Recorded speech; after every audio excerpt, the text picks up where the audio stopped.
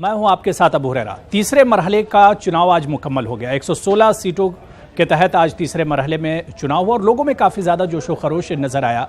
Magic wall के ज़रिए हम सुबह से ही आपको समझा रहे हैं कि किस तरह से 116 सीटों पर ये 116 सीटें कांग्रेस और बीजेपी या अपोजिशन की जो दूसरी पार्टियां उनके लिए कितना अहमियत का हामिल है।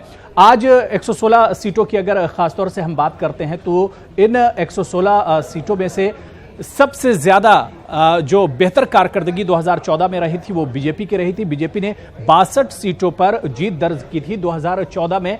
हम इस मैजिक वॉल के जरिए आपको समझाने की कोशिश कर रहे हैं कि हिंदुस्तान के इस नक्शे पर जो कलर आपको नजर आ रहा है वो भगवा कलर है। मतलब बीजेपी ने 62 सीटों पर 2014 में ये जीत दर्ज की थी। इसके अलावा अगर हम बात कांग्रेस की करते हैं तो अब देखिए कि हिंदुस्तान के नक्शे पर तीसरे मरहले में कांग्रेस ने सिर्फ 16 सीटें जीती थी और वो 16 सीटें इक्का दुक्का अलग अलग रियासतों में कहीं कहीं वो सीटें उसकी नजर आ रही। इसी वजह से तीसरा मरहला बीजेपी के लिए बहुत अहम है और बीजेपी के लिए काफी खास माना जा रहा है। लेकिन अगर कुछ और दूसरे स्टेट की हम बात करें तो यूपी में ये मरहला बहुत अहम हो जाता है अगर तीसरे मरहले की हम बात करते हैं, क्योंकि तीसरे मरहले में यूपी में समाजवादी पार्टी के लिए बहुत कुछ है। हालांकि 2014 की अगर हम बात करते हैं तो यूपी में तीसरे मरहले की 10 सीटों में से बीजेपी ने 3 सीटें जीती थी जबकि समाजवादी पार्टी ने 3 सीटें जीती थी। लेकिन 2019 के आज के तीसरे मरहले में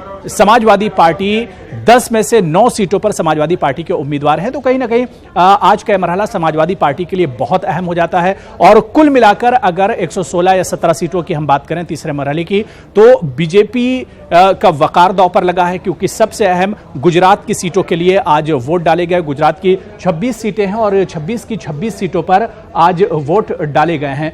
2014 की अगर हम बात करें तो गुजरात में तमाम की तमाम 26 सीटों पर बीजेपी ने जीत दर्ज की थी और यहां पर एक तरह से कांग्रेस या दूसरी पार्टियों किसी ने अपना खाता कोई नहीं खोल पाया था। तो इस वजह से आज सबकी नजर गुजरात पर है जो बीजेपी के लिए बहुत अहम है। लेकिन यहां पर सवाल यह उठ रहा है कि क्या 2014 को बीजेपी 2019 में दोहरा पाएगी? ये बड़ा सवाल है। आज प्राइम डिबेट में इसे भी हम समझने की कोशिश करेंगे। इसके अलावा आज सुबह से हमने देखा कि कई जगहों पर ईवीएम की गड़बड़ी और खराबी की भी खबर आई। उस पर समाजवादी पार्टी सदर अखिलेश यादव ने भी सवाल उठाया है। आखिर बार बार इस तरह की खराबियां क्यों आ रही, इस इशू को भी हम आज प्राइम डिबेट में समझेंगे। लेकिन सबसे बड़ा सवाल यही कि 2014 की शानदार कारकर्दगी क्या बीजेपी 2019 में दोहरा पाएगी, फिर से तारीख रकम कर पाएगी?